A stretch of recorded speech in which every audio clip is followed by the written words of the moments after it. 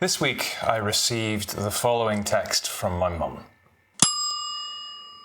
She explained that for the last 2 weeks, she's been involved in a grassroots campaign to send messages via WhatsApp and other messaging platforms to Russian people in order to combat the misinformation there regarding the war with Ukraine.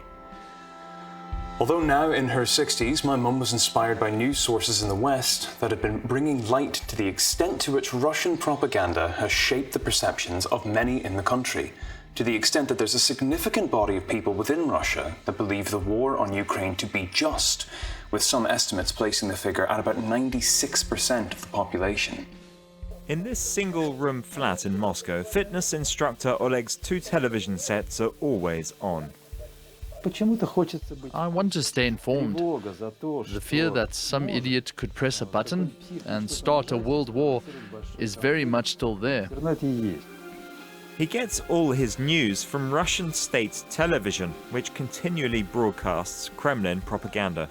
Videos from various news outlets provide anecdotal evidence of Russian citizens consuming or recounting state propaganda in how they regard Ukraine's stance. Some accept the notions put forward by TV pundit Vladimir Solovyov, a regular fixture on Russian screens and radio, who solemnly told his viewers that this invasion was to denazify, or as other translators have put it, to undo the fascism within Ukraine. To the most skeptical of Westerners, there may have been a temptation at one point in the recent past to perhaps give the Russian people an element of good faith, to not entirely accept that the Ukrainian position as it was related to Western news outlets, perhaps entertaining the possibility that this could have been an instance of anti-Russian propaganda within our own countries. The recent consensus reached by the International Court of Justice that Russia must cease military operations in Ukraine immediately makes it clear that this war is condemned by a majority of the world's political organizations.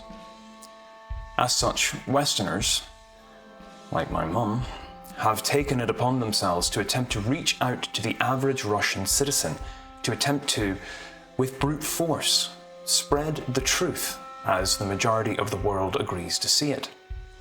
Digital media, it seems, will have played a role in disseminating false information about Ukraine within Russia, but it may also have a role to play in turning public opinion away from state propaganda and inspiring a more varied and grounded ideology within the country. As the death toll in Ukraine continues to rise, already estimated to have reached close to 10,000 fatalities combined within the first month of combat alone, with likely over double that in serious injuries. It's my sincere hope that the conflict is resolved soon, but it remains a valuable question to ask just what role digital technology has to play in this and other political conflicts, but also not to throw the baby out with the bathwater. Digital media can spread dangerous propaganda, but it perhaps can also be a tool for good, intensifying and accelerating the speed at which democracy can be carried out. Today I'm going to look at 3 examples of digital politics in action. The early optimism of the electronic town hall, the dystopic realism of the Cambridge Analytica scandal, and the contemporary use of chatbots in the Russian-Ukrainian war of 2022. Ultimately, I'm not sure I can really be that positive about digital politics, not least because the recent examples of digital communication within politics have shown how complicated and problematic such entanglements can be, but more so because digital politics may simply be amplifying pre-existing issues within democratic processes themselves. Part 1. The electronic town hall.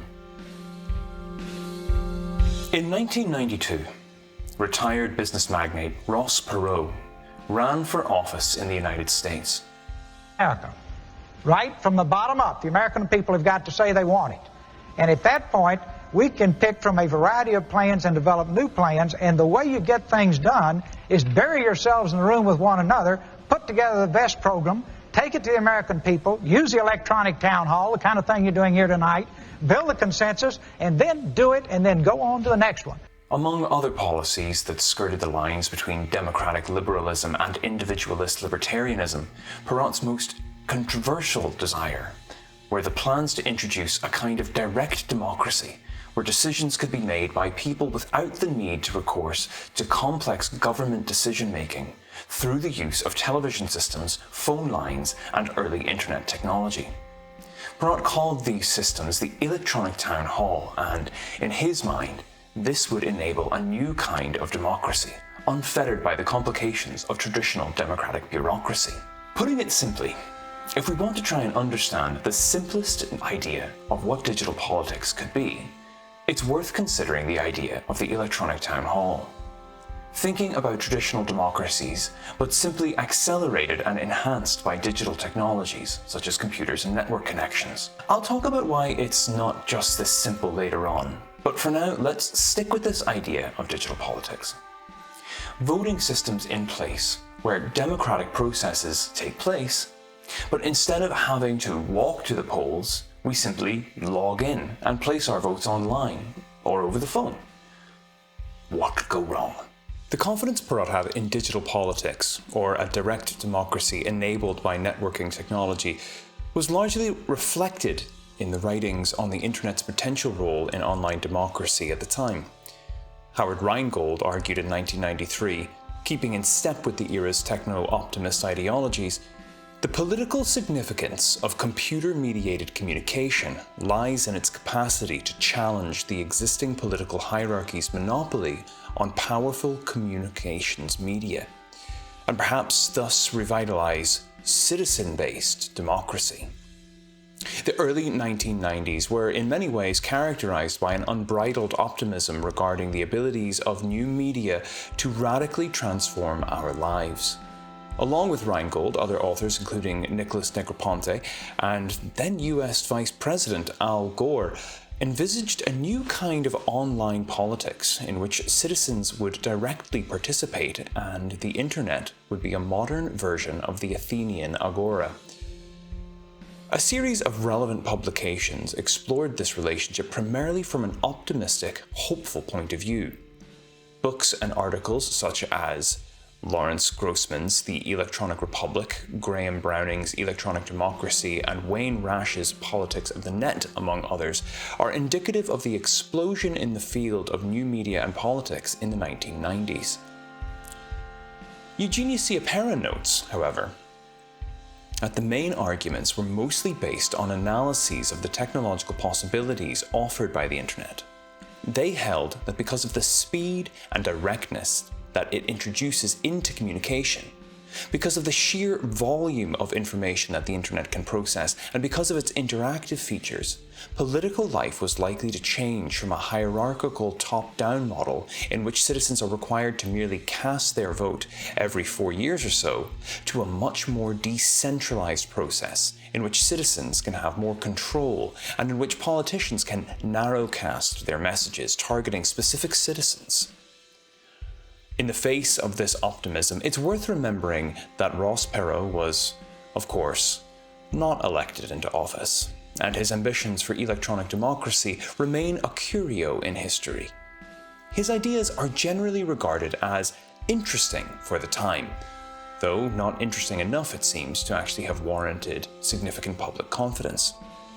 Perhaps the most obvious of the concerns with Perot's desired digital politics is simply that technology can break, or in other ways go wrong. And in countries that have attempted to institute online voting since, we have seen this take place time and again. Voting machines using the Dominion voter system in Georgia in the USA were reportedly flawed, and there are numerous infamous stories of voting machines having glitches, causing thousands of extra votes due to mechanical problems like bit flipping or overflows. While it's true to say that these problems are seemingly usually caught, and it's not like democracy was any less flawed before their introduction, it's still probably not a great idea to introduce new issues into a voting system that's already overrun with problems. A further point of criticism brought up at the time of Perrott's campaign was the idea that the kind of direct democracy he envisaged lacked the proper controls necessary for an informed democracy to take place. That digital politics envisaged this way wouldn't produce greater democracy, but would, rather, introduce a condoned form of mob rule. Connections between Perot and George Gallup, the pollster who believed a random sample of the population was equal to public opinion, were made at the time. You see, Gallup's polling mechanisms are still used today, but it's interesting to note that there was skepticism even in the early 90s about our ability to trust randomly sampled information about a populace, with prominent journalist Scott London going so far as to note, "After half a century, it's beginning to dawn on us that there's no such thing as public opinion."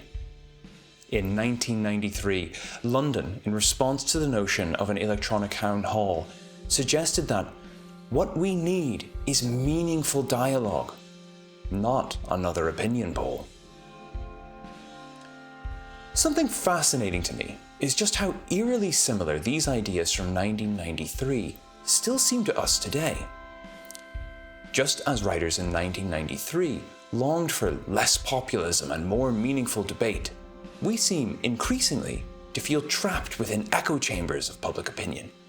Whether this manifests itself in cancel culture on social media or extremist beliefs distributed through forums, we seem to crave more control over our own digital lives in the form of desiring more stringent regulations around the extent to which companies can access or use our data, while at the same time decrying a lack of meaningful discourse as academics, politicians, and even comedians simultaneously campaign both for and against a perceived rise in woke culture.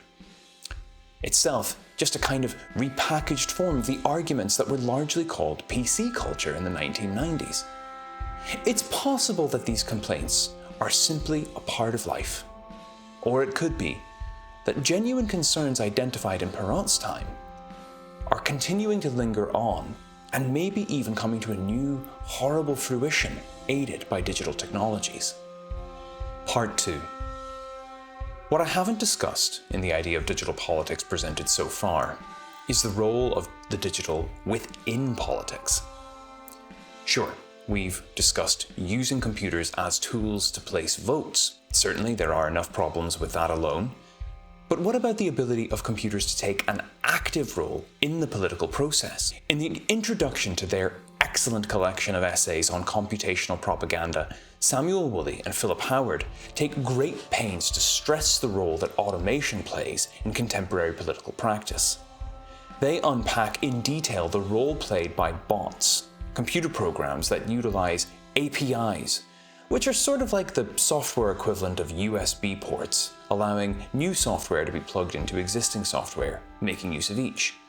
In social media platforms like Twitter, they stress that the two major factors that enable bots to impact on political discourse are their scalability and their anonymity. Thinking back to my mum, while she can text a few Russian citizens every day, asking them to educate themselves on the conflict in Ukraine, well, even when hundreds of people join in, there will be a ceiling point at which point the returns will diminish in the face of the effort required. This isn't true for automated bots, where there's no limit other than those imposed at a software level to the amount of people that they can reach out to. In his earlier book, Pax Technica, Woolley points out how Twitter bots called eggs were able to stem the tide of journalists, politicians, and the interested public that tried to use the hashtag Syria to follow the protest developments and the deadly government crackdowns in 2011. The countering bot strategy, crafted by security services loyal to the government, had several components. First, security services created a whole host of new Twitter accounts. These new accounts were referred to as eggs because the user's pictures remained the default image of an egg. No real person bothered to upload an image and personalize the account, and this was a clue to regular users that these profiles were likely automated. The eggs followed the human users who were exchanging information on Syrian events. By scanning keywords that signaled sympathy with activists, egg accounts would use incessant trolling, and they would troll anyone who voiced affinity for the plight of protesters, pushing pro-regime ideas and content that had nothing to do with the crisis. Eggs provided links to Syrian soap opera TV shows, lines of Syrian poetry, and sports scores from Syrian soccer clubs to drown out any conversation about the crisis. One account, at Lovely Syria, simply provided tourist information. Because of the speed at which they work, the pro-regime bots started to choke off the #Syria hashtag, making it less and less useful for getting news and information from the ground. Similar strategies were visible in the Cambridge Analytica scandals of 2016, in which a company used information purchased from Facebook to target users and, in the words of a former employee, exploit their inner demons in order to intentionally shift the tide of public opinion in both the Brexit referendum and the election of Donald Trump. The Cambridge Analytica scandal signaled how powerful information can become in the right hands. Facebook and other large corporations, it seemed, now had an important role to play in shaping public opinion, equal to, if not greatly surpassing the role of state media and paper publications before them.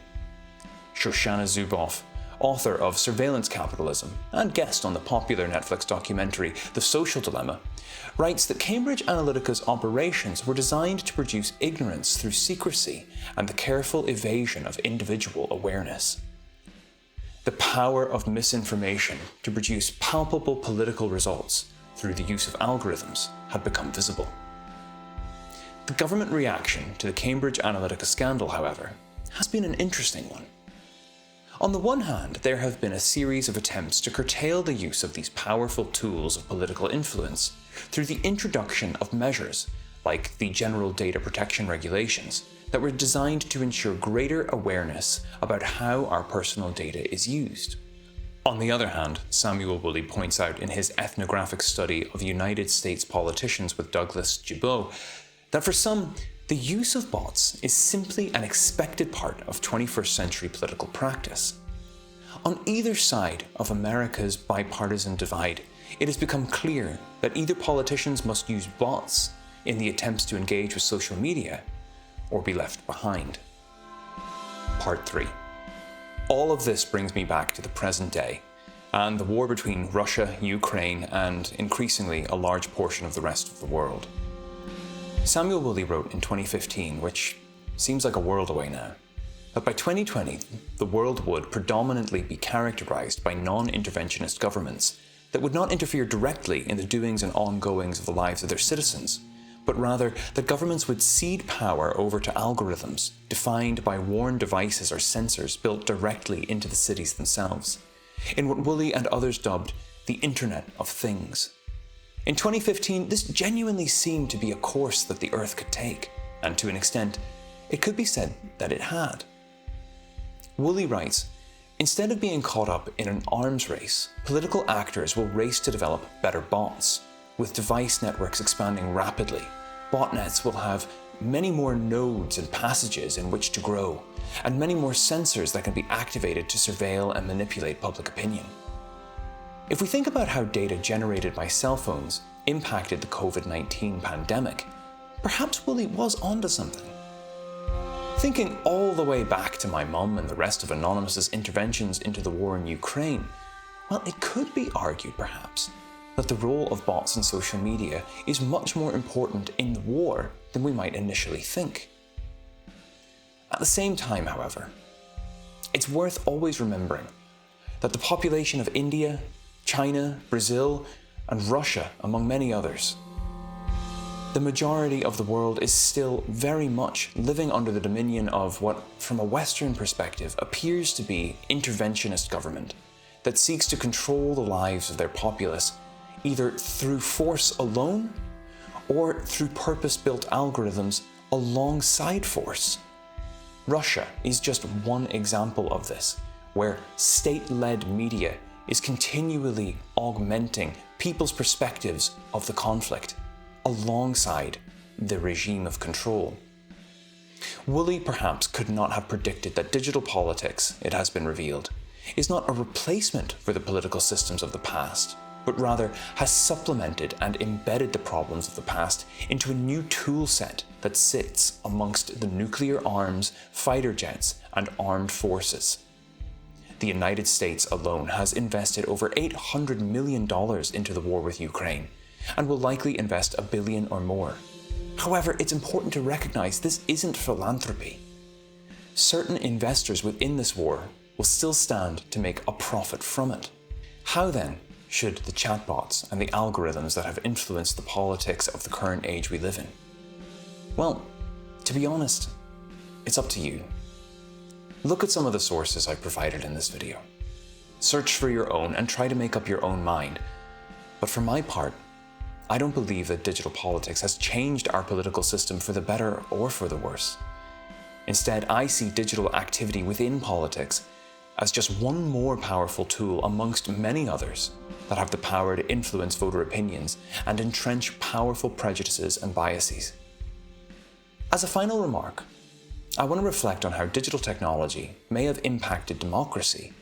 In particular, I want to examine the ideas from the early 1990s that technology could pave the way for a reinvigorated democracy, one like the ancient Roman systems, in which people of a city truly had a say.